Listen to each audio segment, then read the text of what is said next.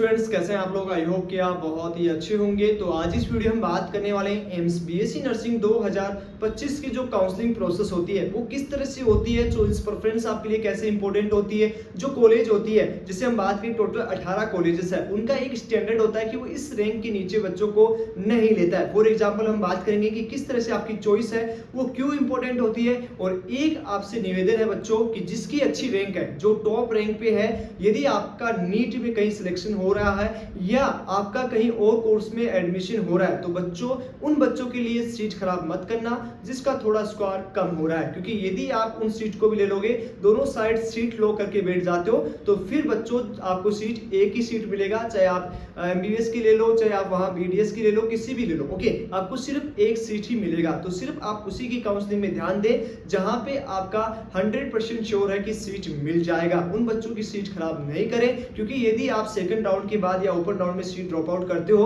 तो आपका तो सिर्फ 5000 फाइन भरना पड़ेगा, लेकिन उस बच्चे का नुकसान हो जाता है जिसका एक नंबर से कहीं सिलेक्शन हो रहा हो और उसकी आखिरी उम्मीद है वो एम्स बीएससी नर्सिंग हो। तो आप सबसे जितने भी पेरेंट्स देख रहे हैं, यदि आपका टॉप रैंक पे यदि आप बैठे हो और आपको एमबीबीएस श्योर मिल रहा है या कोई भी कोर्स आपको श्योर मिल रहा है, तो आप वहां काउंसलिंग में फोकस करें।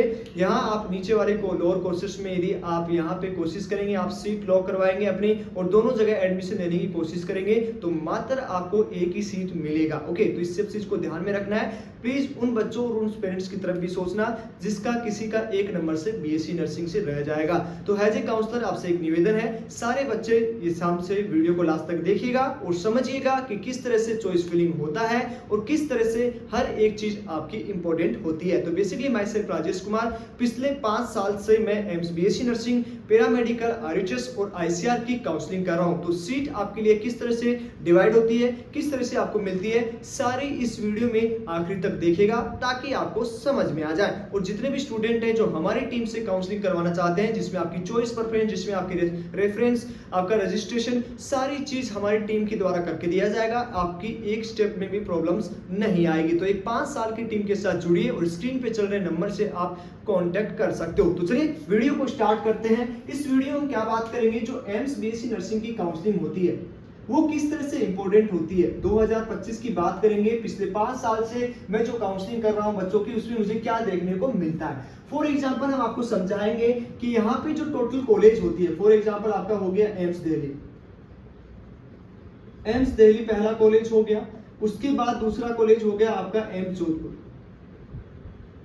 ध्यान से समझने की कोशिश कीजिएगा, जो भी बच्चा यहाँ पे देख रहा है वीडियो को पूरा देखिएगा। ओके, एम्स जोधपुर हो गया, उसके बाद में यहाँ पे आपका हो गया तीसरा नंबर पर आपका बठिंडा हो गया।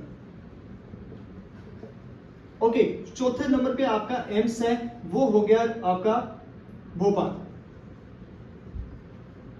ओके, उसके बाद में आपका ऋषिकेश या कोई भी कॉलेज, मान लीजिए ऋषिकेश हो गया।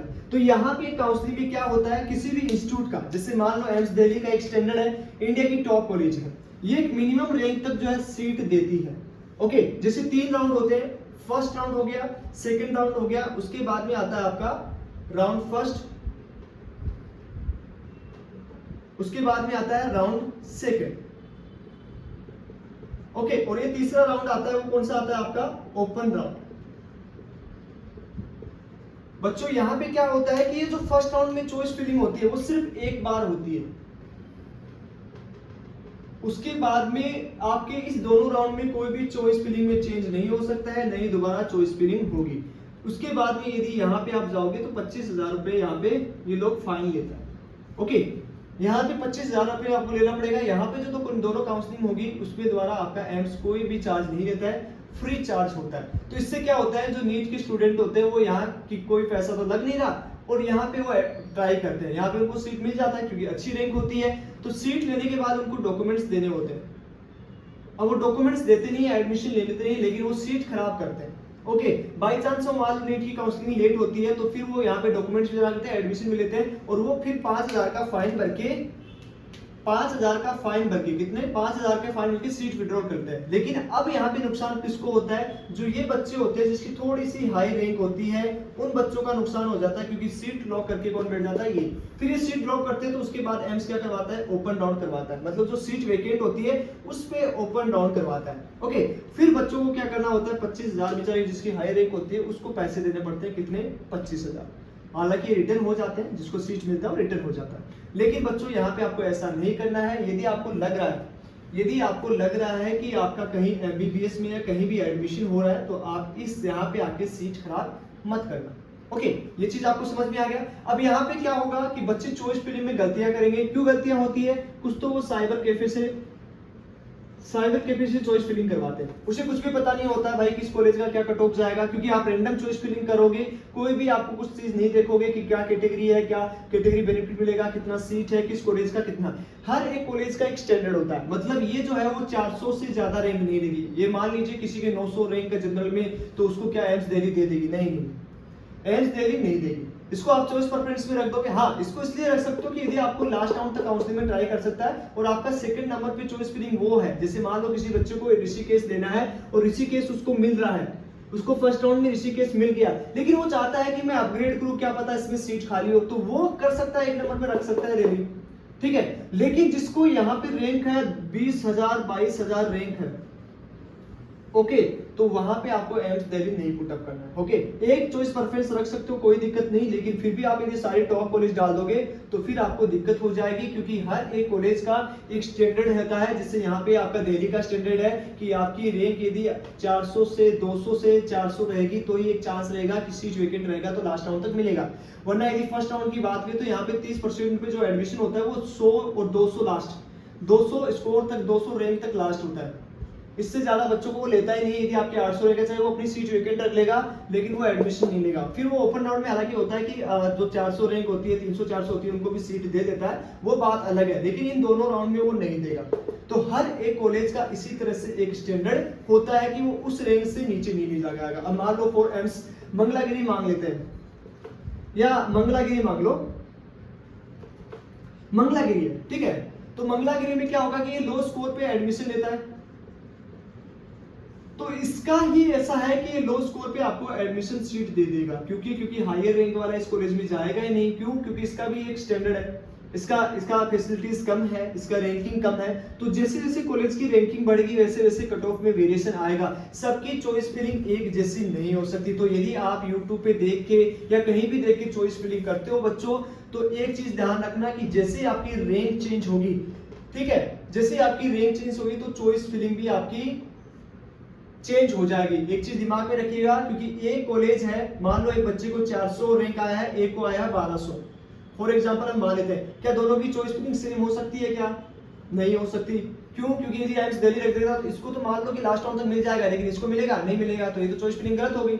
उसने दूसरे नंबर पे जोधपुर रख दिया, तो इसका तो जोधपुर पे चांसेस है कि 400 पे जोधपुर मिल सकता है, ओके, लेकिन इस बच्चे का तो चांसेस नहीं है कि यहाँ पे जोधपुर मिल जाएगा। तो सेम किसी का भी काउंसलिंग नहीं होगा। तो आप यूट्यूब पे देख रहे हो, वो किसी एक कैंडिडेट को बता सकते हैं, तो वैसे ही सबकी चॉइस फिलिंग चेंज होगी, मतलब अकॉर्डिंग टू रैंक सबकी चॉइस फिलिंग है वो अलग अलग होने वाली है। ओके, तो ये मैं आपका मेरे जितने भी पेड काउंसलिंग स्टूडेंट है उनकी दिखाऊंगा चॉइस फिलिंग की कैसे चॉइस फिलिंग करना है। ओके, और जो बच्चा हमारी टीम से या जो पेरेंट्स हमारी टीम से काउंसलिंग करवाना चाहता है तो स्क्रीन पे चल रहे नंबर से कांटेक्ट कर लो बच्चों।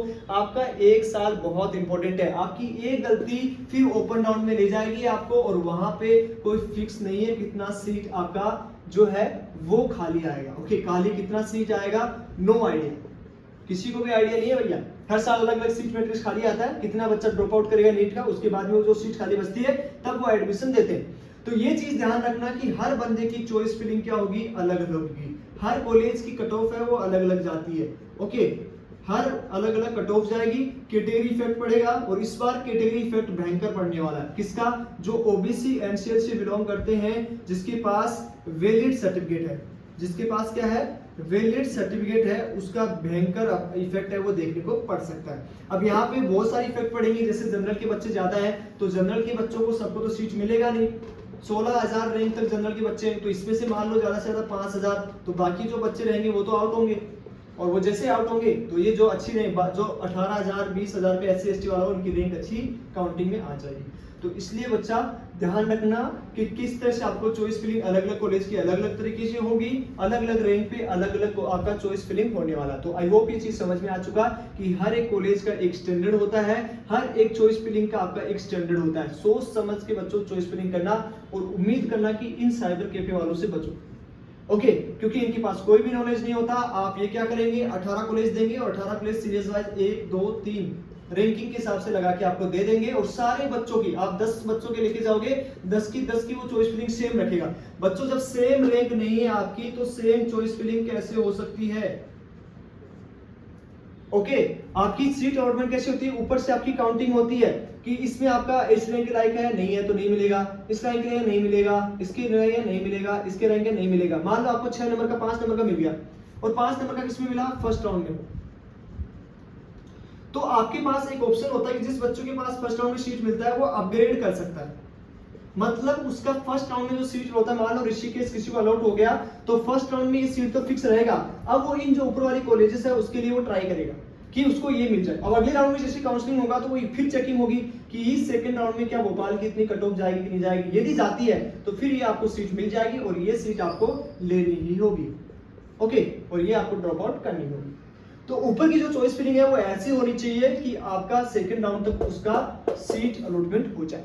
ओके तो ये सारी चीजें ध्यान रखना है। बहुत सारी चीजें हैं, मैं बहुत सारे वीडियोस आपको बनाऊंगा। हर एक कॉलेज का स्टैंडर्ड क्या है, हर एक का कट ऑफ क्या है, सारी चीजें आपको प्रोवाइड की जाएगी जिससे आपका थोड़ा सा नॉलेज इंप्रूव हो। यदि आप हमारे लगातार वीडियोस भी देखते हैं तो आपको एक इन्फॉर्मेशन, तगड़ी इन्फॉर्मेशन मिलेगी कि किस तरह से काउंसलिंग होती है, कौन कौन सी डॉक्यूमेंट्स। तो अगले साल यदि आपका कोई नियर का या कोई भी रिलेशनशिप का बच्चा दे तो आप उसे इन्फॉर्मेशन शेयर कर सकते हो। ओके तो बच्चों, जिस बच्चों को इन्फॉर्मेशन नहीं है, जिस पेरेंट्स को इन्फॉर्मेशन नहीं है, वो हमारी टीम से जुड़ सकते हो। स्क्रीन पे नंबर चल रहे हैं, वहां से आप कांटेक्ट कर लीजिए और कोई इन्फॉर्मेशन चाहिए तो आप हमें कमेंट कर सकते हो। तो चलिए आज इस वीडियो में इतना ही, मिलते हैं आपसे नेक्स्ट वीडियो में, तब तक के लिए बाय बाय, टेक केयर।